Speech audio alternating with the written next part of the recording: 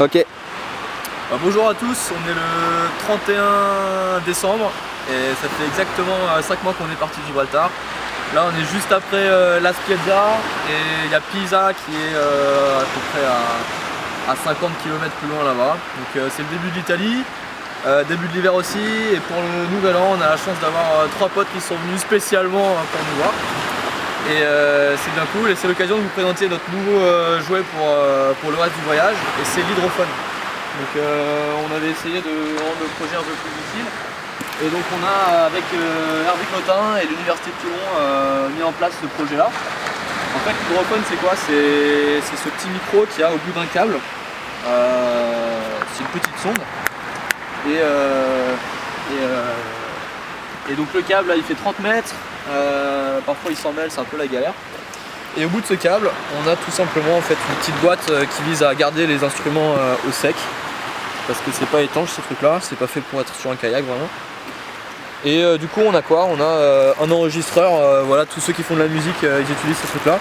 C'est un Tascam, c'est des trucs classiques. Et donc voilà, l'hydrophone est branché à ça, ça enregistre les sons sur une carte SD, et ensuite nous on peut les envoyer à l'université de Toulon pour qu'ils les étudient. En gros ça sert à quoi un hydrophone? Ça sert à écouter les sons sous l'eau. Donc là ça paraît calme, la mer est belle aujourd'hui, mais je suis sûr que si on trempe l'hydrophone ici on va entendre plein de bruit de bateaux à moteur.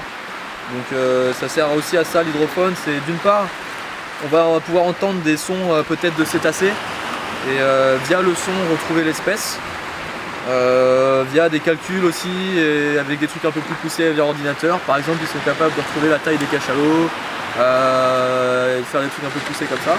Et puis donc ça c'est pour une étude de cétacés le long de la côte. Et puis aussi on va pouvoir un peu essayer de quantifier le bruit anthropique, donc quel est le bruit qui est produit par l'homme sous l'eau, tout ce qui est bateau à moteur, peut-être les villes, les ports industriels, etc. Tout ça, ça fait beaucoup de bruit.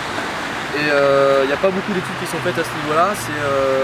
L'acoustique sous-marine, c'est une discipline qui se développe. Et du coup voilà ce qu'on fait, on essaie de faire ça tous les jours quand les conditions le permettent.